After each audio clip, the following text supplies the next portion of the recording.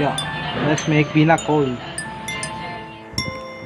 Para sa ating mga rekado, pampalasa, mag-iiwa tayo dalawang pirasong sibuyas at hatiin ito sa gitna. Pangalawa, gagamit tayo ng luya. Huhugasan muna natin ito at atin itong babalatan.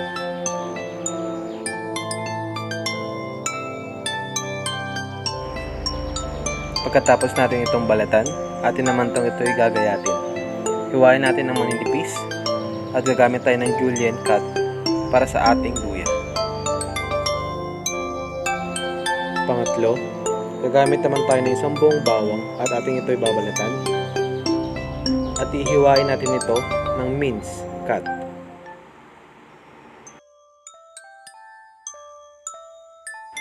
Pang-apat at pang-lima, gagamit naman tayo dito ng isang buong sayote at hiwain natin ito ng baton. Kasama na rin dito ang malunggay, kung saan hihimayin natin ito.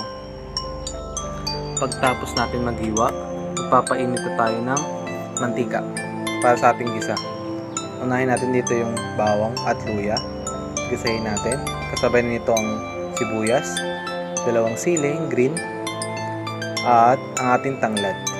Gisahin lang natin ito hanggang lumabas ang ating aroma.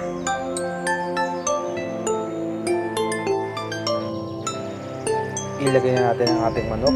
Gumamit lang ako dito ng dalawang pirasong pitso. At hiniwa ko ito ng pang tinola.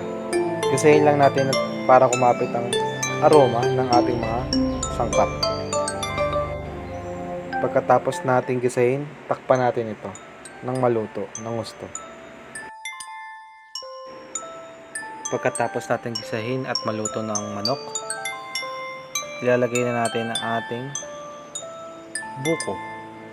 Gumamit ako ng buko dito ng 1 liters.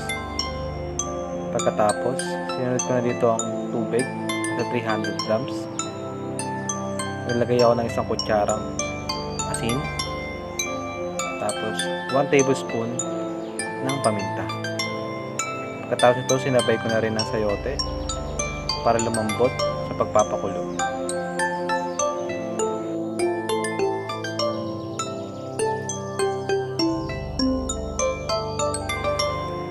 Pagkatapos natin pakuluan ang ating mga niluluto at maluto na ang sayote at manok sa ating pinakol na recipe,